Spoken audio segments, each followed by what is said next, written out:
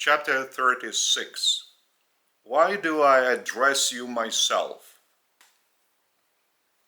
My mission among you as a man among men and my teachings have been distorted so much, even by the very people I had a close association with, that I made a decision to address you directly, my dear brethren, so that you might receive my original teachings without any human distortion.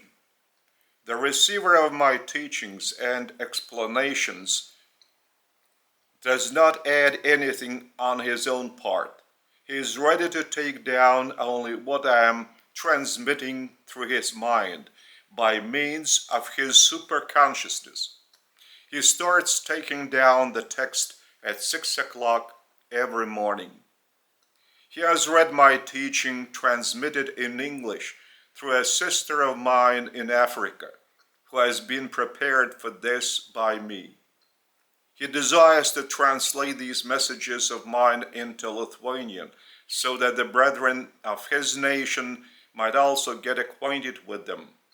However, after his communion with the Father and with me, it was decided that my letters would not be translated from English, but rather my teachings would be received by him directly from me, the way my sister from Africa had received them. My brother in spirit who is taking down my teachings is an experienced mortal who has already been on the path of this spiritual development for 15 years. During this term, he has become a spiritual teacher and is in communion with me and the Father, the way I was in communion with the Father when I was on your planet as Jesus of Nazareth 2,000 years ago. Therefore, my teaching being taken down by him is not distorted and is as reliable as is this brother in spirit of yours, doing the Father's will and being about the Father's business on your world, even as I was doing it while in the human flesh. Thus I have tested him many times, and I trust him, even as the Father trusts him. These were the reasons that we had agreed upon my teachings to be transmitted through your brother in spirit directly, so he would not have to translate them from English into Lithuanian, and you would have my teachings in your native tongue, as transmitted in your native tongue. Chapter 37. I am happy about your sincere prayers.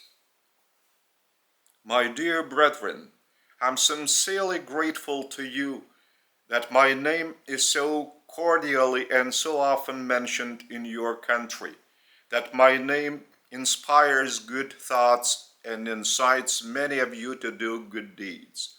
I'm happy about the light and truth of your brethren that elevate my name and my person each time you pray in church or at home, whenever you open to me sincerely. Thank you all who so sincerely defend my name whenever someone starts tarnishing it, for you do this out of love for me. I salute you that you build up new prayer houses for the Father and glorify and worship the Father in them. By this you all and each become even as I was, for I also glorified and worshipped the Father while in the human flesh. Even the interval of the 2,000 years does not prevent us from getting connected by a joint act that is one and the same act in spirit, glorifying and worshiping the Father out of love. It was this that I was striving for, that people would know the Father through me and start glorifying and worshiping him while feeling his love within themselves. I did not want all the people to begin to feel that real love of the Father within their own selves, and having felt it, to respond to it by glorifying and worshiping the Father. I did want all the people to begin to feel that real love of the Father within their own selves, and having felt it, to respond to it by glorifying and worshiping the Father. Therefore, now I salute you all as my brethren, who do cordially mention my name with such a deep love, and who have opened up their hearts to both me and the Father. Father and I are one in spirit. Therefore, if you are sincere, whenever you glorify and worship me, at the same time you also glorify and worship the Father. For I always see to it that this sincere glorifying and worshiping of my person would necessarily also reach the Father, since I strengthen this glorifying and worshiping and pass it on to the Father. The most important thing to the Father and me is your sincere opening up so that your soul would desire a living communion with me out of love for me and for the Father. Therefore, my heart is always within reach, and it is happy about your sincere opening up to me.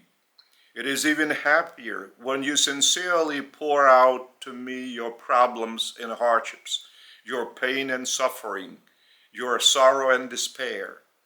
However, it is even still happier about your will, courage, and resolution you apply to tackle these very problems and hardships by devoting yourselves to doing my and the Father's will. My will completely fuses with the Father's will. If you agree with my will, it means you also agree with the Father's will. If you agree with the Father's will, you also will agree with my will. The Father's will and my will are one in spirit.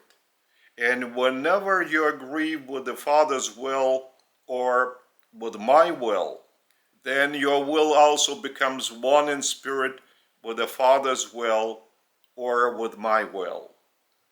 This way we are unified in spirit, thanks to the Father's love.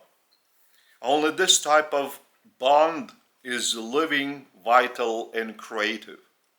And it was that relationship that I came to your world to speak about to the people, to be heard by humanity on your world, as well as by the inhabitants of other worlds, material mortals, souls, progressing on already after their resurrection, or spirits that are eternal when their will is fused with that of the Father.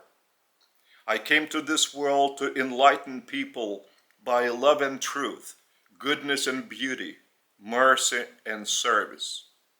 And life would have changed had I been understood and had my life and teachings not been distorted, even by my immediate disciples, whom I singled out from the rest of humanity by the name of the apostles.